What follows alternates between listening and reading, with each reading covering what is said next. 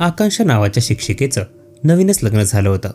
आकांक्षा ही सरकारी शाळेत शिक्षिका म्हणून कार्यरत होती, त्यामुळे घरात पैशाला काही कमी नव्हती।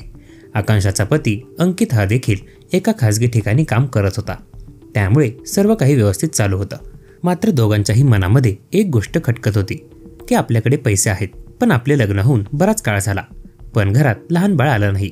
त्यामुळे आकांक्षाचा पती अंकित हा आकांक्षाकडे विचित्र स्वरूपाच्या मागण्या करू लागला।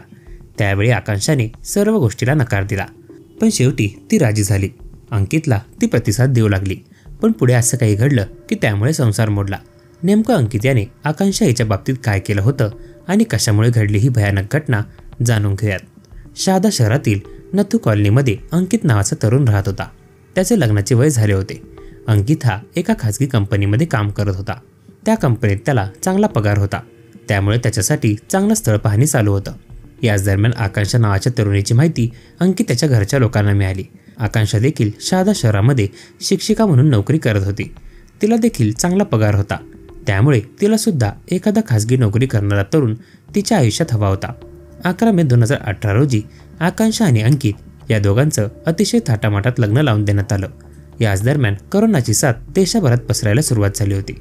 आकांक्षाच्या नवीन आयुष्याची सुरुवात अतिशय चांगल्या पद्धतीने झाली होती, त्यामुळे ती आनंदात होती।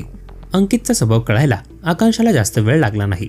काहीच दिवसात आकांक्षाने घरातील सर्वांचं मन जिंकण्याचा प्रयत्न सुरू केला।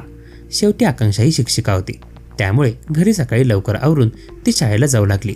मात्र जेव्हा आकांक्षा शाळेत जायची त्यावेळी घरात आता कुरबुर व्हायला सुरुवात झाली होती। आकांक्षा ही फक्त तिच्या पुरता काम करते आणि निघून जाते, त्यामुळे राहिलेले सर्व काम आम्हाला करावे लागतात, अशा प्रकारची चर्चा घरच्या मंडळींमध्ये होऊ लागली होती। अंकित हा देखील कामावर गेल्यानंतर घरी उशिरा यायचा। त्यानंतर जेवण करून तो दिवसभराच्या कामाने थकून जायचा। त्यावेळी आकांक्षा हिला तिच्या ज्या काही इच्छा होत्या त्या पूर्ण करण्यासाठी अंकित वेळ देत नव्हता, त्यामुळे आकांक्षाच्या स्वप्नांचा चुराडा होऊ लागला होता। असंच चाललं तर लोक मला नावं ठेवतील, असं आकांक्षाला वाटू लागलं होतं। ज्या पद्धतीने अंकित हा आकांक्षाशी जवळीक साधत नव्हता, त्यामुळे घराला वारसा कसा भेटणार असं आकांक्षाला वाटत होते।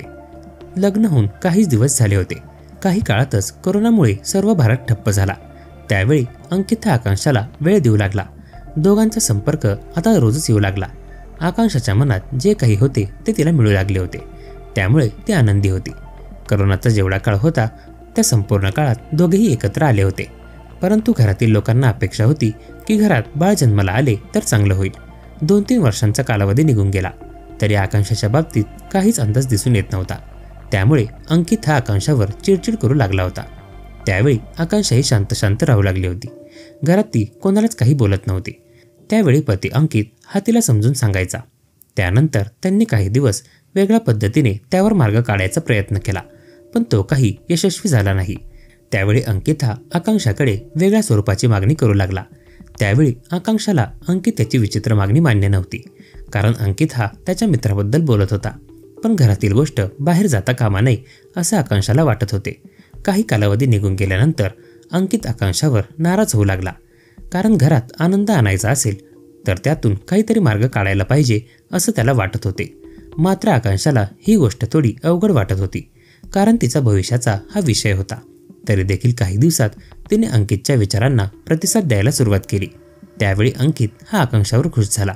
काही दिवसातच त्याने हा प्रयोग राबवण्याचा निर्णय घेतला। मात्र आकांक्षाने अचानक हे सर्व करण्यास नकार दिला। त्यावेळी मात्र अंकित याने टोकाचं पाऊल उचलायला सुरुवात केली। आकांक्षा मी सांगितलेलं समजून घेत नाही, त्यामुळे आकांक्षाला त्याने काही दिवस माहेरी पाठवले। माहेरून येताना पैसे घेऊन येण्यास सांगितले। त्यावेळी आकांक्षा हिला देखील राग आला होता। पती आपल्याकडे ज्या पद्धतीने मागणी करतो ते शक्य नाही असं म्हणून ती माहेरी गेली। पण जोपर्यंत आकांक्षा ही घरात होती त्यावेळी तिच्या पगाराचा सर्व पैसा अंकित घेत होता। आकांक्षा ही माहेरी गेल्यामुळे पगाराचा पैसा अंकित याला मिळत नव्हता। त्याचबरोबर आकांक्षा हिने माहेरी अंकित हा पैसे मागत असल्याचे सांगितले। त्यामुळे घरचे लोक हैराण झाले होते, कारण अचानक एवढा पैसा आणायचा कुठून असा त्यांना प्रश्न पडला होता। अंकितला आर्थिक टंचाई भासू लागली। त्यावेळी त्याने आकांक्षाला सासरी बोलून घेतले। आकांक्षाला वाटले की आता सर्व काही शांत झालं असेल, म्हणून ती सासरी गेली। तिची नोकरी सुद्धा चालू होती, त्यामुळे पुन्हा तोच विषय काढायचा नाही असं ठरले। त्यानंतर दोघांच्या संसाराला पुन्हा एकदा चांगला बहर येऊ लागला होता। आकांक्षाच्या मनातही बाळ घरात यावे असं वाटत होतं। पण पतीच्या विचित्र मागणीला ती वैतागली होती. घरातील लोक तिला बाळ नसल्यामुळे टोमणे मारू लागले होते. शाळेत गेल्यानंतर मुलांच्या घराण्यात राहणारी आकांक्षा घरी आली की शांत असायची, कारण घरच्या लोकांच्या टोमण्यावर पती अंकित देखील पाहिजे तेवढं लक्ष देत नव्हता. त्यामुळे नैराश्याच्या छायेत आकांक्षा गेल्या काही दिवसापासून वागू लागली होती. आकांक्षाचे अंकित याच्यावर जीवापाड प्रेम होते, त्यामुळं तिला वाटत होतं की अंकित याने तरी माझी साथ द्यावी. पण घरातील प्रवाहाबरोबर अंकित चालू लागला होता. एके दिवशी सकाळी आकांक्षाने घरातील सर्व काही आटपून पतीचा आणि तिचा डब्बा भरला. काही वेळात पती अंकित हा टिफिन घेऊन कंपनीच्या दिशेने गेला. पण इकडे आकांक्षाच्या मनात अंकितबद्दल प्रचंड राग निर्माण झाला होता, कारण त्या दिवशी आकांक्षाचा वाढदिवस होता. त्या दिवसाची साधी आठवण सुद्धा अंकितला राहिली नव्हती.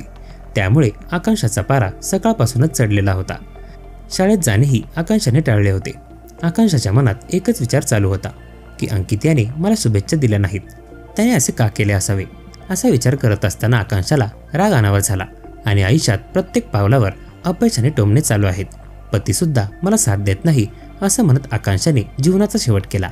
जेव्हा पतीला आकांक्षा याने जे काही केलं त्याबद्दल समजलं, त्यावेळी त्याने तात्काळ आकांक्षाच्या आईवडिलांना तुम्ही तात्काळ माझ्या घरी या, तुमच्याशी महत्त्वाचं बोलायचं आहे असं सांगितलं. त्यानुसार आकांक्षाचे आईवडील जेव्हा घरी पोहोचले त्यावेळी आकांक्षाचा मृतदेह पाहून त्यांनी हंबरडा फोडला. त्यावेळी आकांक्षाच्या आईवडिलांनी पोलिसात धाव घेतली. गेल्या काही दिवसांपासून मुलगी आकांक्षा हिला अंकित आणि सासरचे लोक त्रास देत होते.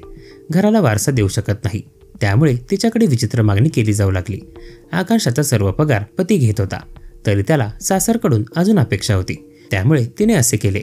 ज्यावेळी पोलिसांनी अंकित याला याबद्दल विचारणा केली तेव्हा त्याने आकांक्षाचा वाढदिवस होता, तिला शुभेच्छा दिल्या नाही, त्यामुळे तिने असं टोकाचं पाऊल उचलल्याचं सांगितलं. त्यानुसार अंकितला ताब्यात घेण्यात आले. त्याच्यावर पुढील कारवाई पोलिसांनी सुरू केली आहे. पोटाला बाळ पाहिजे असे वाटत असेल तर आपण काय मागणी करतो याचाही विचार अंकितने केला पाहिजे होता. जर काही कमी असतील तर त्याला आजकाल बरेच पर्याय उपलब्ध आहेत.